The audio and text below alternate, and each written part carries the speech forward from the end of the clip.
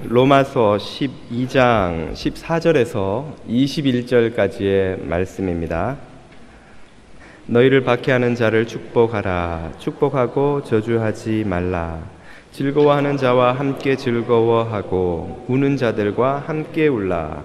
서로 마음을 같이하여 높은 데 마음을 두지 말고 도리어 낮은 데 처하며 스스로 지혜 있는 채 말라. 아무에게도 악을 악으로 갚지 말고 모든 사람 앞에서 선한 일을 도모하라. 할 수 있거든 너희로서는 모든 사람과 더불어 화목하라. 내 사랑하는 자들아, 너희가 친히 원수를 갚지 말고 하나님의 진노하심에 맡기라. 기록되었을 때 원수 갚는 것이 내게 있으니 내가 갚으리라고 주께서 말씀하시니라. 내 원수가 줄이거든 먹이고 목마르거든 마시게 하라. 그리함으로 내가 숯불을 그 머리에 쌓아 놓으리라. 악에게 지지 말고 선으로 악을 이기라. 아멘. 내 영혼의 닭고기 습이라는 책에서 테리 돕슨이라는 이가 다른 방식이라는 제목으로 자신의 경험을 들려주는 에피소드가 있습니다. 그가 젊은 시절에 일본의 수도 도쿄에서 살 때 이야기인데요. 어느 봄날 오후 전차를 타고 집으로 돌아오는 길이었습니다. 일본 사람들은 전차든 어디든 공공장소에서 무척 조용하지 않습니까? 그래서 그 전차 안도 정막이 흐르고 있었는데 어느 역에서 승강장 문이 열리더니 갑자기 왁작지껄한 욕설이 그 문 안으로 쏟아져 들어오는 것이었습니다. 그 문으로 체구가 건장한 막노동군의 복장을 한 젊은이가 술에 거나하게 취해서는 비틀거리며 들어오더니 주변에 있는 사람들을 향해 마구잡이로 욕설을 거침없이 해대고 또 발길질을 하는 것이었습니다. 사람들이 그 발길질을 피해 이리저리 피하는데 한 아기를 아는 여인이 그만 피하다가 넘어지고 또 겁에 질린 노부부가 급히 전차 뒤로 도망가는 것을 본 이 테리 돕슨은 더 이상 참지 못하고 주먹을 불끈 쥐고 그 자리에서 일어섰습니다.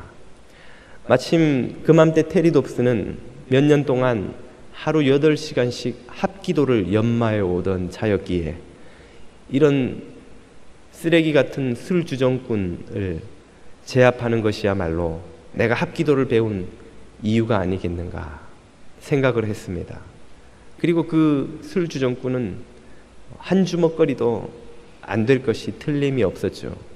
그러나 무도인이었던 까닭에 먼저 공격할 수는 없겠고 그가 먼저 공격하도록 도발하기 위해서 경멸의 눈빛으로 그 술주정꾼을 쏘아보았습니다.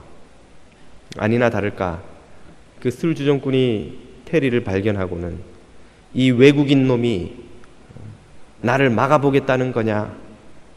그래, 너 오늘 잘 걸렸다. 한번 죽어봐라. 그리고는 금방이라도 주먹을 날릴 듯한 자세로 그 테리를 노려보는 것이었습니다. 그리고 테리는 그가 다가오는 즉시 그를 매다 바닥에 꽂아버릴 준비를 하고 있었습니다. 그 일촉즉발의 긴장의 순간에 이 팽팽한 고무줄을 가위로 툭 자르듯이 음성 하나가 긴장을 깨고 끼어들었습니다. 어이, 젊은이. 동시에 두 사람이 고개를 돌려보니 그곳에는 한 70이 넘은 듯한 자그마한 체구의 노인이 다소곳이 의자에 앉아 있었습니다. 어이 젊은이, 이리 와서 좀 앉게나 나와 이야기를 좀 하세. 그 술주정꾼은 으르릉댔습니다. 당신이 뭔데 내가 당신하고 이야기를 해야 한단 말이오? 아, 젊은이, 무슨 술을 마셨는가? 남이야 무슨 술을 먹든 말든 당신이 무슨 상관이야? 아, 좋은 술을 마셔야 하기에 그러네. 좋은 술을 마셔야 건강이 상하지 않는 법이지. 정종을 마셨어. 왜? 아, 정종. 나도 정종을 무척이나 좋아한다네. 나는 저녁마다 아내와 정종을 따끈하게 데워가지고 마당에 있는 복숭아 나무 아래로 가서 함께 마시지. 그 복숭아 나무는 우리 증조 할머니께서 심으신 것인데 아름답기가 비할 데 없다네. 그 복숭아 나무를 가꾸고 자라는 것을 보는 것이 나와 아내에게 얼마나 큰 기쁨인지 자네는 잘 모를 거네. 그렇게 조곤조곤 그 노인이 자신의 이야기를 풀어가자 서슬퍼렇던 그 술주정꾼의 기세가 많이 누그러졌습니다. 나도 복숭아 나무를 좋아합니다. 아, 그렇지. 복숭아 나무는 모든 사람이 좋아한다네. 그러면 자네에게도 좋은 아내가 있겠구만. 그러자 갑자기 그 술주정꾼이 고개를 툭 떨어뜨립니다. 나는 아내가 없습니다. 나는 아내도 없고 직장도 없고 가정도 없고 아무것도 없습니다. 나는 내가 부끄러워 죽겠습니다. 그렇게 말하고는 그 큰 덩치가 흔들리는 전차에 리듬을 맞추듯 흔들리며 흐느끼기 시작하는 것입니다. 그랬구만 젊은이. 정말 어려운 곤경에 처해 있구만. 젊은이 이리 와서 자네 이야기를 좀 해보게. 그러자 황소처럼 날뛰던 그 술주정꾼이 순한 양처럼 비틀비틀 걸어서는 그 노인의 옆자리에 조용히 앉는 것입니다. 그 모습을 보고 있던 주먹을 쥐고 이제나 저제나 저놈을 때려 눕힐 생각만 하고 있던 테리는 갑자기 자신이 한없이 부끄러워졌습니다. 섣부른 정의감과 혈기로 그 술주정꾼을 쓰러뜨리려 했던 자신이 그 순간 그 주정꾼보다 더 수치스럽게 느껴졌던 것입니다. 그러는 사이 전차는 목적지에 도착하고 테리는 전차에서 내리게 되었습니다. 그가 고개를 돌려 마지막으로 본 장면은 그 거대한 제구의 젊은이가 머리를 노인의 무릎 위에 묻고 흐느끼고 있고, 노인은 마치 아버지가 아들에게 그렇게 하듯 그 헝클어진 머리를 부드럽게 손으로 어루만지고 있었습니다. 테리 돕슨은 이 이야기의 제목을 다른 방식이라고 붙여 두었습니다. 저는 거기에 좀 더 설명을 덧붙여서 악을 대하는 다른 방식이라고 말하고 싶습니다. 이 짧은 이야기가 우리에게 악을 대하는 서로 완전히 다른 두 가지 방식에 대해 중요한 통찰을 주기 때문입니다. 우리들 대부분은 악을 만나면 어떻게 반응합니까? 이 에피소드의 주인공인 테리 돕슨처럼 주먹을 불끈 쥐고 분노하고 경멸하고 비난하고 그리고 힘으로 그 악을 제압하려고 합니다. 그러나 이 이야기는 그 외에 다른 방식도 있다는 것을 우리에게 깨우쳐 주지요. 악을 대항하여 온유하고 긍휼히 여기고 위로하고 또 불쌍히 여김으로써 악을 제어하는 완전히 다른 방식이 있다는 것을 보여줍니다. 두 가지 방식 중에 어느 것이 옳은 것입니까? 그 답을 우리는 오늘 본문에서 듣게 됩니다. 오늘 본문은 바울 사도께서 로마에 있는 교회 교인들에게 쓴 편지, 로마서의 결론 부분에 해당되지요. 이 본문에서 바울 사도는 우리 주 예수 그리스도의 교훈, 원수를 사랑하라 하는 가르침을 풀어서 설명하고 있습니다. 어떻게 하는 것이 원수를 사랑하는 것인가? 어떻게 하라고 가르치십니까? 오늘 본문 14절은 이렇게 말씀하시죠. 너희를 핍박하는 자를 축복하라. 축복하고 저주하지 말라. 누가 여러분을 욕하면, 누가 여러분을 괴롭게 하면, 누가 여러분의 재산과 여러분의 권리를 빼앗아 가려고 하면 우리는 어떻게 합니까? 욕을 하지요. 나쁜 XX, 뭐 같은 인간, 쓰레기 같은 놈. 그 욕을 하는 대신, 저주를 하는 대신 축복하라는 것입니다. 저 사람이 잘 되게 해 주옵소서 주님. 저 사람이 좋은 사람임을 믿습니다 주님. 당신은 참 좋은 사람입니다. 당신을 사랑합니다. 당신에게 유익한 일을 내가 하고 싶습니다. 그러라는 겁니다. 아마 우리가 실제로 그렇게 하면 좀 미친 사람 취급을 받을 겁니다. 이 인간이 미쳤나 지금. 그런데 예수님도 바울 사도도 그렇게 하라는 거예요. 17절입니다. 아무에게도 악으로 악을 갚지 말고 모든 사람 앞에서 선한 일을 도모하라. 악을 악으로 갚지 마라. 모든 사람에게 선한 일을 도모하라 하는 이 모든 사람과 아무에는 우리에게 잘해주는 좋은 사람들도 포함되지만 우리를 괴롭게 하는 악한 사람도 당연히 포함되지 않겠습니까? 모든 사람이니까요. 18절입니다. 할 수 있거든 너희로서는 모든 사람으로 더불어 평화하라. 할 수 있거든 이 말은 우리 측에서 할 수 있는 노력을 다 하라는 것입니다. 상대방은 어떻게 할 수 없지만 나는 내 행동을 결정할 수 있으니 나는 평화를 위해 최선을 다하라는 것이죠. 누구와?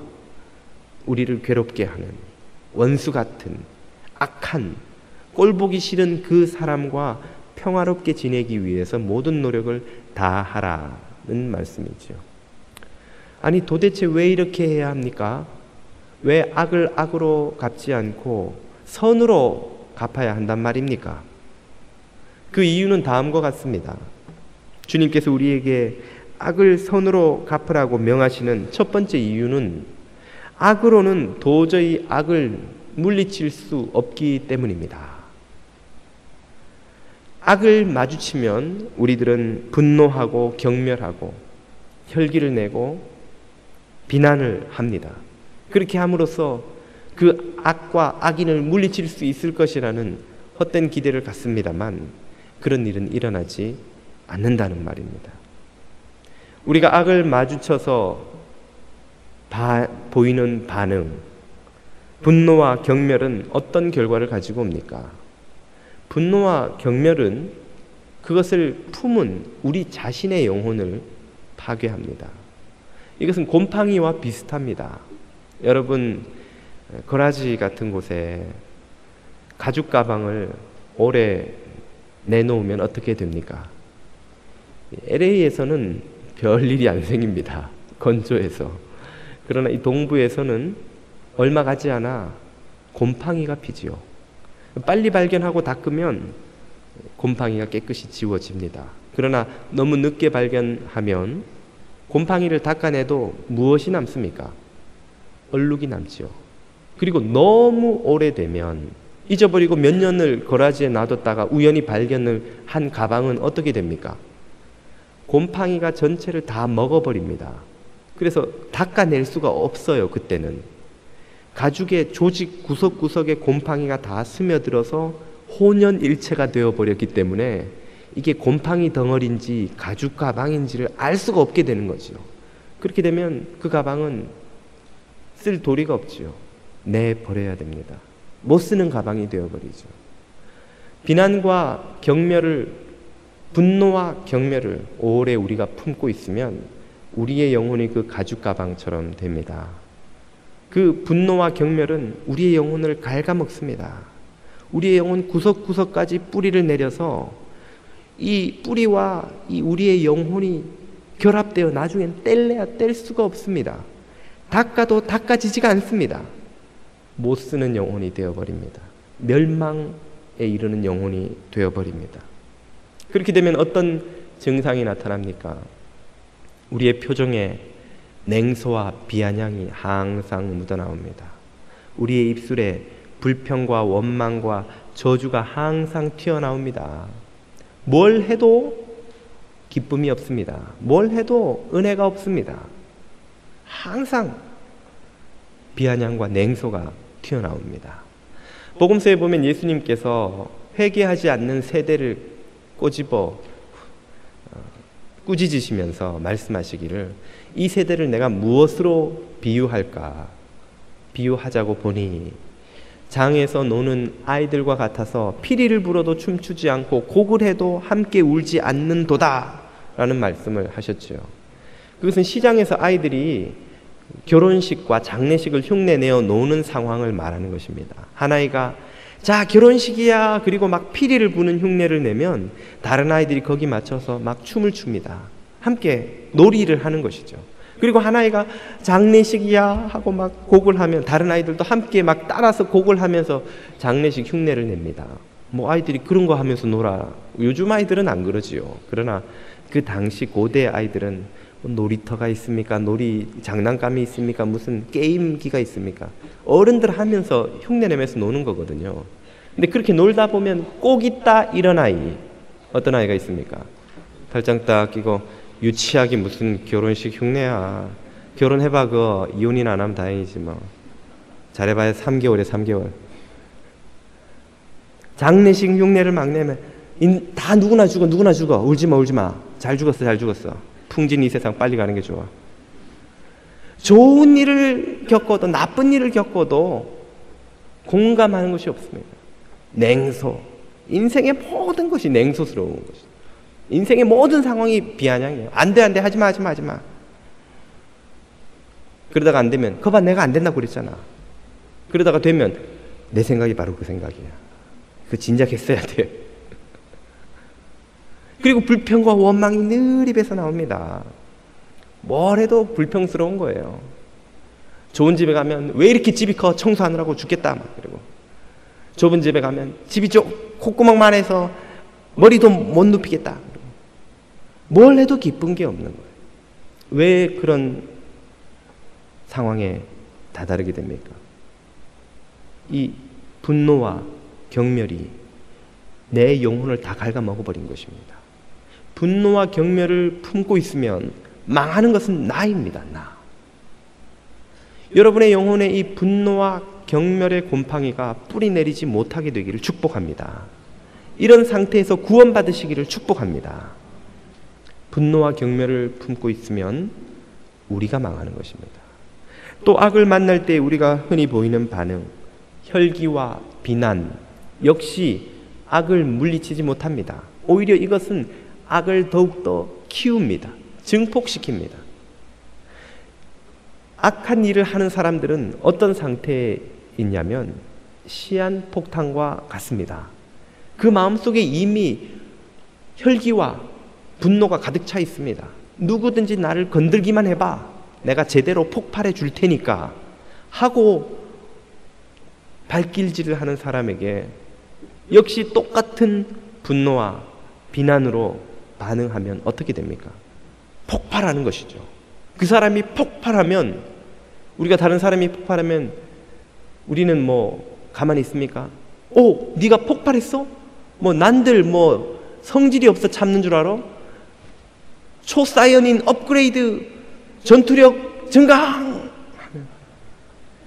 무슨 뜻인지 지금 알아듣는 귀는 복될지어다.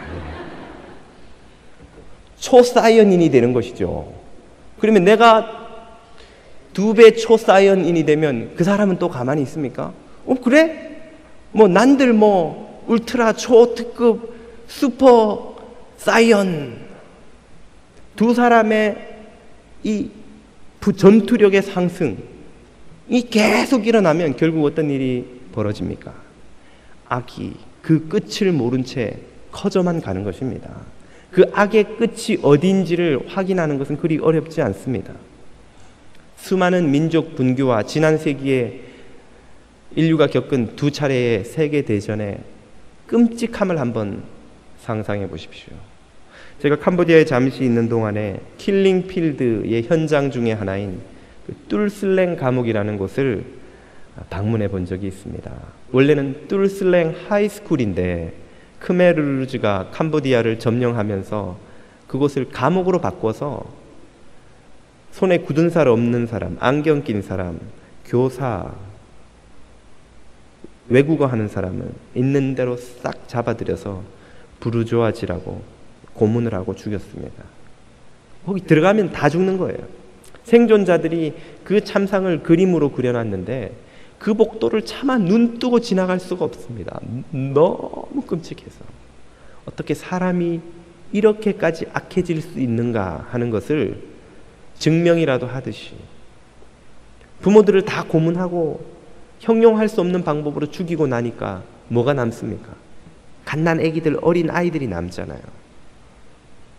크메르루즈군이 아이들을 키워줄 수는 없으니까 아이들도 죽여야 되잖아요.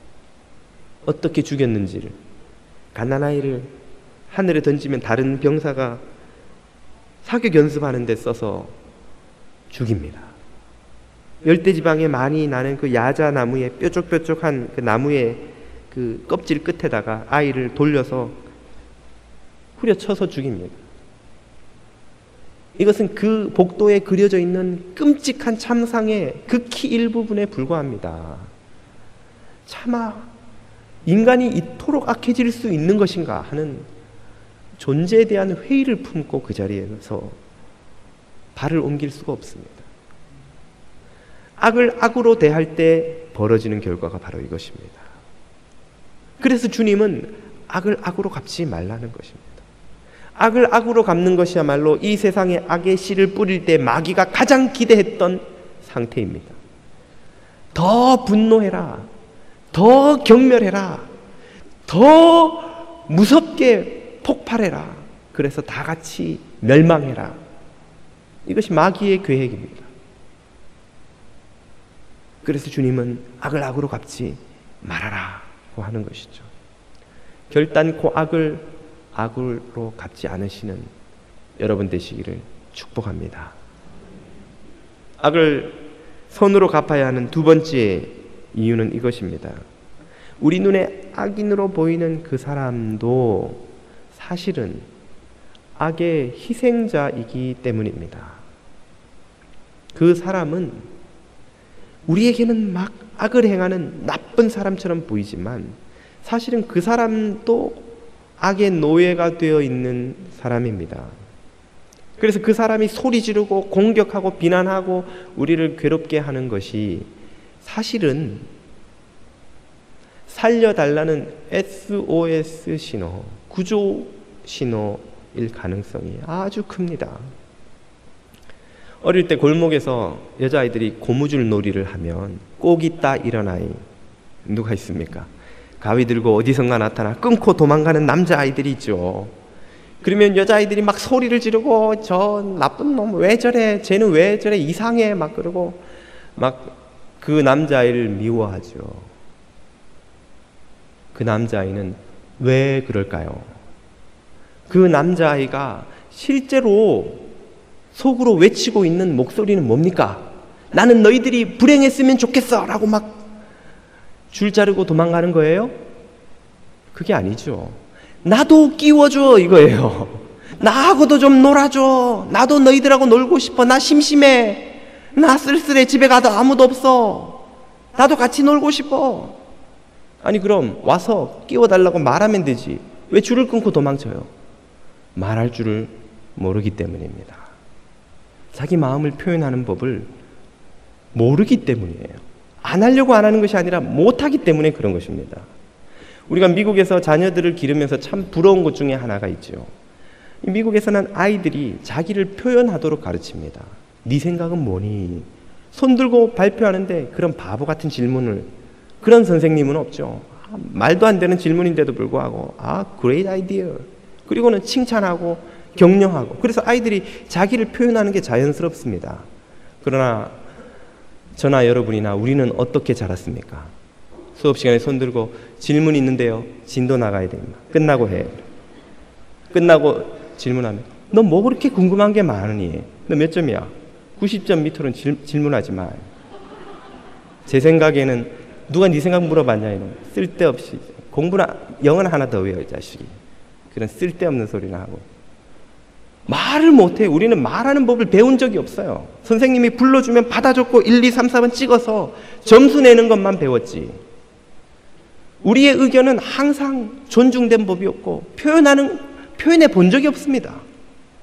우리가 지배자들의 말에 찍소리 못하고 순종만 하며 살았던 봉건 사회를 벗어난 지가 불과 1세기도 안 됩니다. 왜 아리랑이 우리 민족의 가장 사랑하는 민요가 됩니까? 그 한을 누르고 또 눌러서 막 절이어지는 한, 막 민요 가사만 들어도 그냥 한이 절절히 느껴지는, 온 국민이 한을 품고 사는 거예요. 왕과 그 귀족들한테 말이라도 삐끗 잘못했다간 그날로 끌려가서 법이고 뭐고 없고 얻어맞고 잘리고 뺏기고 죽어 살아야 되는 거예요. 한 번도 자기 의사를 표현해 본 적이 없습니다. 겨우 봉건 사회를 벗어나나 했더니 군사독재, 일제식민지 군사독재 시절을 보내며, 그때도 말 한마디 잘못하면 그냥 어디론가 끌려가서 재판도 안 받고 죽기도 하고 감옥 살다 나오는 시대. 우리가 불과 민주화니 뭐니 하면서 목소리를 내본 적이 몇 년이나 됐습니까? 저나 여러분이나 다 자라서 성인이 된 후에야 민주화가 뭐구나 하는 걸 처음 알았죠. 그러니 우리가 어릴 때 나는 너하고 놀고 싶어, 난 외로워, 나와 함께 해줘, 이런 의사를 표현하는 법을 배운 적이 없는 거예요. 그러니까 그 아이로서는 자기가 정말 외롭고 쓸쓸하고 같이 놀아줄 친구가 필요하다는 걸 표현하는 방법이 뭐밖에 없어요. 줄 끊고 도망가는 거예요. 그러면 애들이 다 날 쳐다보니까, 욕을 해도 어쨌든 나한테 하는 거니까. 그게 겨우 그 아이가 표현하는 유일한 방식인 겁니다. 목사님이 줄 끊고 도망가는 아이들의 심정을 어떻게 그렇게 잘 아십니까? 너무 깊이 생각하지 마세요. 많이 안다고 유익이 되는 게 다 아닙니다. 목사는 모든 걸 다 압니다. 저희 진리가 땡깡이 심해요. 때를 많이 씁니다. 아니, 평화도 안 그러고 사랑이도 안 그랬는데 얘는 왜 이렇게 고집이 센가? DNA가 좀 안 좋게 태어났나? 아내가 하루는 아무래도 얘가 좀 결핍이 심해서 그런 것 같아.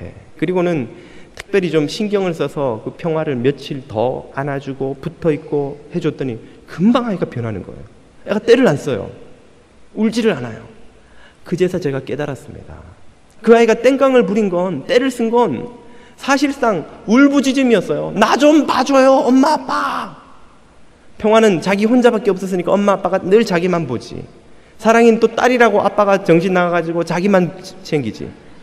근데 진리는 딸인 줄 알고 기다렸던 아이가 아들로 태어났던. 또 엄마 아빠 애들 형 누나 라이드도 해야 돼, 뭐 이것저것 해야 돼. 자기한테 올 시간이 없는 거예요. 아무리 신경 써도 3분의 1이에요 3분의 1로는 안 돼. 나는 3살 되기 전까지는 100%를 다 가져야 돼. 이게 그 아이의 절규인 거예요. 말을 하지. 말을 어떻게 해요? 걔가 표현할 수 있는 건 이게 그 아이의 표현할 수 있는 유일한 방법이에요. 못해서 말을 못하는 겁니다. 우리가 저 사람은 왜 저렇게 이상하게 말하고 가시돋친 말을 하고 나를 상처 주고 괴롭게 하고 힘들게 하지? 저 사람 나쁜 사람 아닌가? 나쁠 수도 있지만 사실은 그것이 그 사람의 절규일 가능성이 대단히 큽니다. 나 외롭습니다. 나 힘듭니다. 누가 좀 나를 봐주세요. 나도 좀 인정해 주세요. 나도 귀한 존재라는 걸 좀 느끼게 해주세요. 내 안에 있는 이 외로움, 이 열등감, 이 무너진 자존감, 이 실패한 과거로 인한 고통, 아무도 신경 써주지 않는 이 아픔을 누가 좀 봐주세요. 좀 들어주세요. 내 존재가 여기 있다는 것을 좀 기억해 주세요. 어린아이들만 울부짖는 게 아니에요. 다 큰 어른들도 우리 안에 울부짖는 아기들이 들어있습니다. 외롭고 쓸쓸하고 고아처럼 고통스러운 자아들이 다 들어있는 거예요. 근데 그것을 우리는 사람들에게 잘 표현하는 법을 배우지를 못했어요. 체면 문화에서 자란 우리는 이 허울 좋은 체면을 벗어버리고 자존심을 내던져버리고 속에 있는 걸 있는 그대로 표현하는 법을 한 번도 배워본 적이 없어요. 아무리 하라고 그래도 안 됩니다. 해보려고 그래도 30년, 40년, 60년, 70년을 그렇게 안 살아왔는데 어느 날 갑자기 그걸 표현 못하는 거예요. 그러니까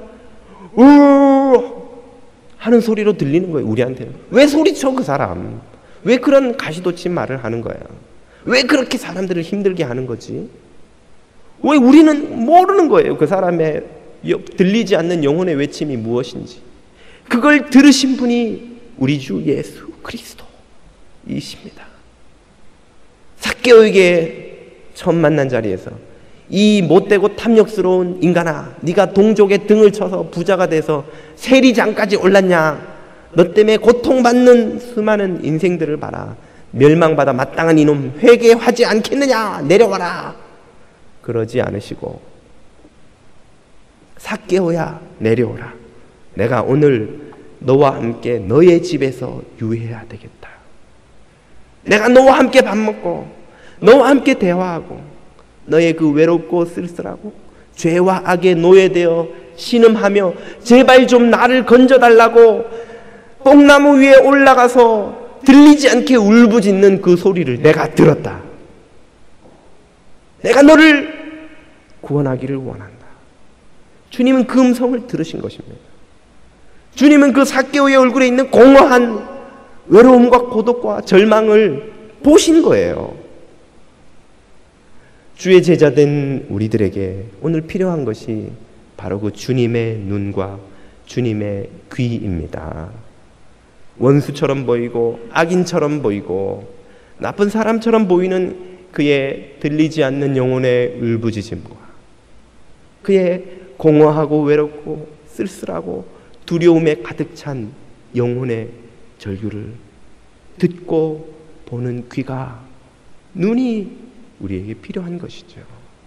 그것이 주님의 자녀, 천국 백성, 그리스도의 제자의 모습입니다.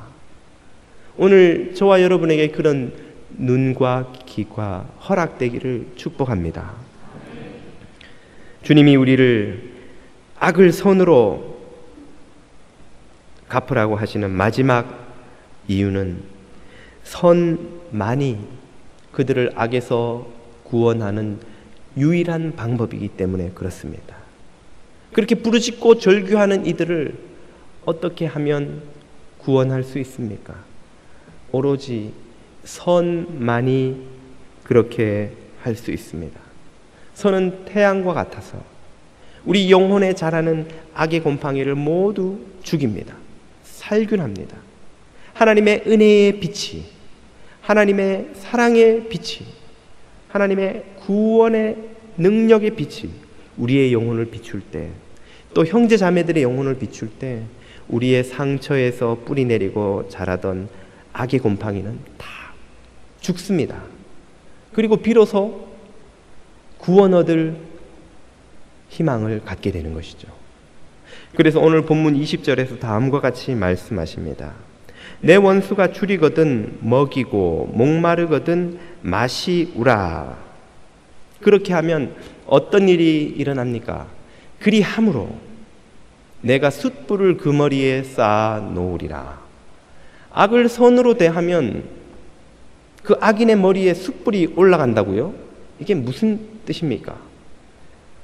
이것은 고대의 그 생활 풍습에 대한 이해가 필요한 본문입니다. 그 당시에는 오늘날처럼 불 붙일 때 라이터를 버튼만 누르면 불이 팍 들어오는 이런 시대가 아니죠. 밥을 하려면 부싯돌 같은 걸 붙여서 불을 붙여 놔야 됩니다. 그런데 식사 때마다 어떻게 그렇게 합니까? 그러니까 화로에다가 늘 불씨를 살려둡니다. 그 위에 밥하고 그리고 점심 먹을 때까지 불이 살도록 나무를 적당하게 넣어두는 거예요. 그러면 점심 때 또 불씨가 남아있으면 거기에 또 나무나 뭘 넣어서 또 불을 붙여서 빵을 굽고 요리를 하죠. 주부의 제일 중요한 미션이 이것인데, 그러나 주부도 사람인지라 불씨를 꺼뜨릴 때도 있잖아요. 그러면 어떻게 합니까? 또 부싯돌 가지고 막 이렇게 하나요? 그렇게 할 힘도 시간도 할 필요도 없죠. 왜? 옆집에 가서 불씨를 얻어오면 되잖아요. 집집마다 다 불씨를 가지고 있으니까. 그러니까 주부가 화로를 들고 가서 불씨를 좀 김 집사님 불씨 좀 주시오 이래가지고 불씨를 요만큼 떼서 오는 거예요. 불씨는 뭐 조금만 있으면 또 금방 불 붙일 수 있으니까. 그렇게 불씨를 담아서 화로를 가지고 집으로 돌아오는 동안 어떤 일이 벌어집니까? 화로에 불씨가 있으니까, 불이 있으니까 그 화로의 열기가 얼굴을 화끈거리게 만드는 거예요. 머리에 숯불을 올려둔다, 이 말은 그 사람의 얼굴이 화끈거리게 만든다, 이런 뜻입니다. 악을 선으로 대하면 그 사람의 얼굴이 왜 화끈거립니까? 선 앞에서 악에게 묶여있던 사람의 영혼이 깨어나기 때문입니다. 악의 권세가 무너지고 정신이 드는 거예요. 그리고 부끄러움을 느끼는 겁니다. 선만이 그렇게 할 수 있습니다. 순수한 선만이, 순수한 사랑, 순수한 섬김, 순수한 긍휼만이 악에 사로잡혀서 제정신이 아닌 사람을 깨울 수 있습니다. 그가 깨어나서 내가 지금 무슨 짓을 하는 거지?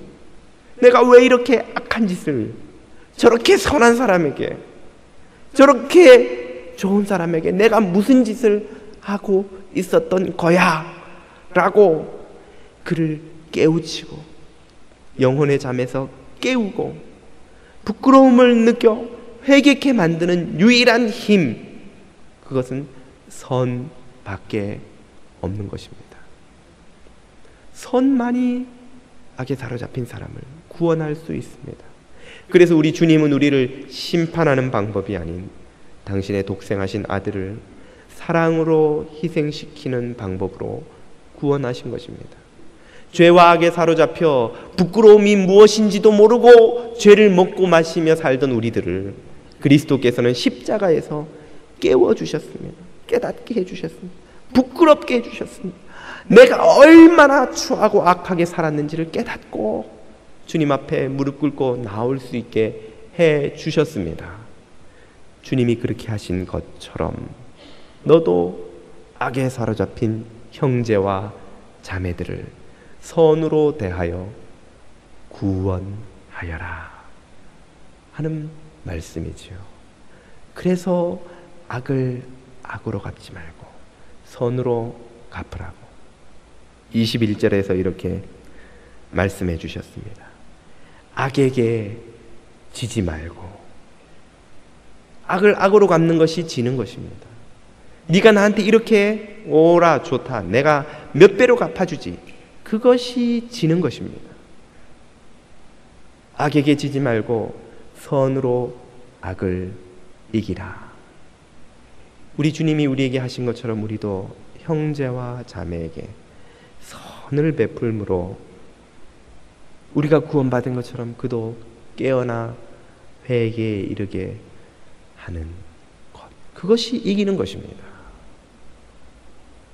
선만이 악을 이기는 줄 믿습니다. 악을 선으로 갚음으로 주님의 손과 발이 되는 저와 여러분 되시기를 축원드립니다.